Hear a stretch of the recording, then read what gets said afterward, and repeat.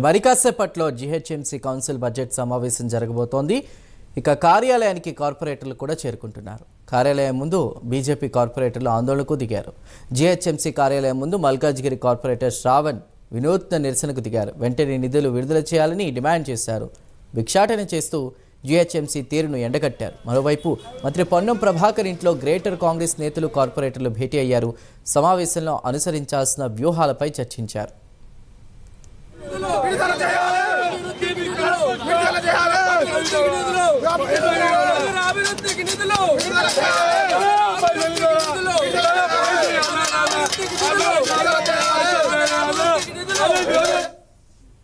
Right, ఈ సమావేశానికి సంబంధించి మరిన్ని డీటెయిల్స్ ని మా ప్రతినిధి కుమార్ అందిస్తారు. కుమార్,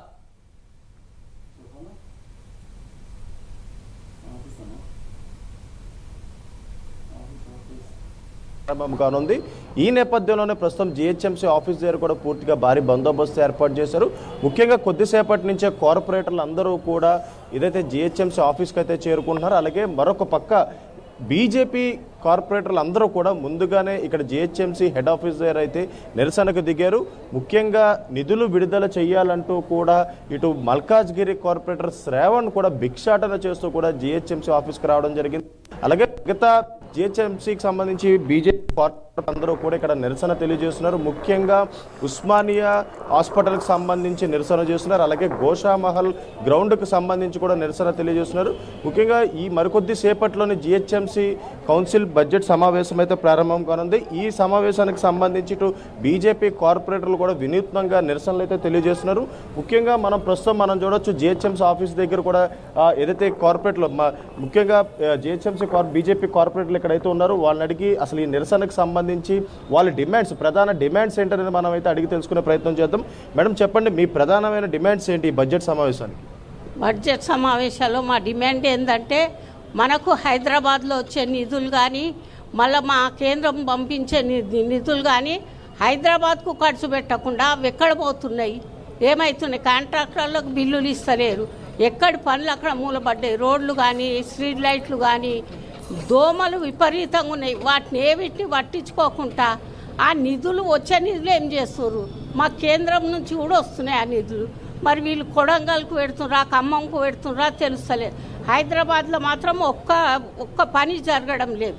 ఎక్కడికక్కడ రోడ్లు దువ్వేసిర్రు. రోడ్లు చేయమంటే సంవత్సరాలు అవుతుంది.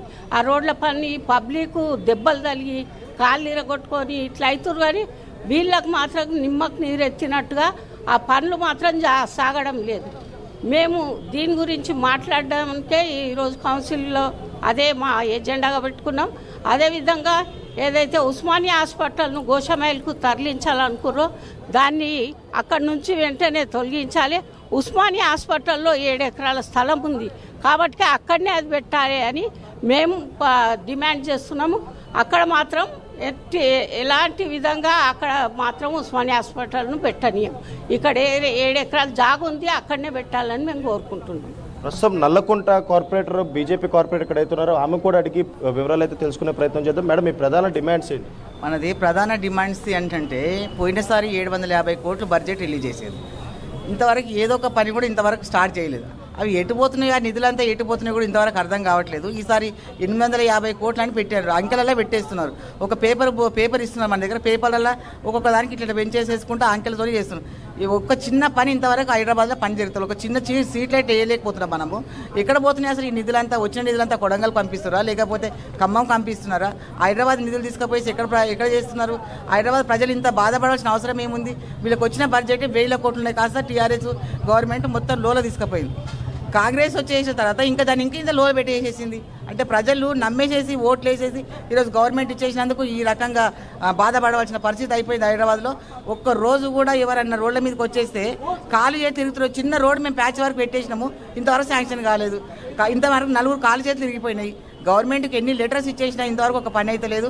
దీని మీద కొంచెం ఖచ్చితంగా బడ్జెట్ మీద ఆ నిధులు ఎక్కడ పోతున్నాయి, కేంద్రం ఇచ్చిన నిధులు ఎక్కడ పోతున్నాయి అవి తెలుసుకోవడానికి ఈరోజు దానికి మీటింగ్కు మేము అందరం అటెండ్ అవుతున్నాము. బీజేపీ నుంచి అదే మెయిన్ ఎజెండా అది. అలాగే మరొక పక్క ఏదైతే అధికారులు జీహెచ్ఎంసీ అధికారులు కార్పొరేటర్లు ఫోన్లు చేసినా సరే వాళ్ళు లిఫ్ట్ చేయట్లేదు అనేది బీజేపీ ఒక ప్రధాన డిమాండ్ అయితే ఉంది. దీనిపై మీ కొంతమంది ఆఫీసర్లు ఫోన్ లిఫ్ట్ చేస్తున్నారు, కొంతమంది మెసేజ్లు పెట్టేస్తున్నారు, మేము బిజీ అని మెసేజ్లు పెడుతున్నారు. కొంచెం ఇంకా చాలా మార్పు రావాలి, అధికారులు కూడా మారాలి. ఎందుకంటే మేము ప్రజాప్రతినిధులము, మాకు వాళ్ళకి పర్సనల్గా మేము ఫోన్లు చేయవలసిన అవసరం మాకు లేదు. మేము ఏదైనా వర్క్ ఉంటేనే వాళ్ళకి ఫోన్లు చేస్తాము. ఆ ఫోన్ లిఫ్ట్ చేయకుండా మెసేజ్ పెట్టేస్తున్నాం, మేము బిజీ అని మెసేజ్ పెడుతున్నారు. అది కొంచెం మార్పు రావాలి. అది మొత్తానికి ఏదైతే జిహెచ్ఎంసీ బడ్జెట్ సమావేశానికి బీజేపీ కార్పొరేటర్లు మాత్రం తమ నిరసన అయితే తెలియజేస్తున్నారు. ముఖ్యంగా బడ్జెట్కి సంబంధించి ప్రతి ఒక్కటి కూడా పేపర్ మీద ఉంటుంది కానీ ఏదైతే చేతల్లో లేదంటూ కూడా ఇటు బీజేపీ కార్పొరేటర్లు చెప్పే పరిస్థితి ఉంది. ప్రస్తుతం మనం జిహెచ్ఎంసీ ఆఫీస్ దగ్గర చూడొచ్చు. ఇక్కడ పోలీసులు ఇక్కడ బీజేపీ కార్పొరేటర్లు నిరసన తెలియజేస్తున్న నేపథ్యంలో పోలీసులు కూడా ఇక్కడ మరికొద్దిసేపట్లో అంటే 11 ఏదైతే బీఆర్ఎస్ అలాగే మరొక పక్క కాంగ్రెస్ కార్పొరేటర్లు కూడా ఇక్కడికి వరుసగా చేరుకుంటున్నారు. ముఖ్యంగా మరికొద్దిసేపట్లో ఏదైతే జిహెచ్ఎంసీ బడ్జెట్ కౌన్సిల్ సమావేశం అయితే ప్రారంభం కానుంది. చందు.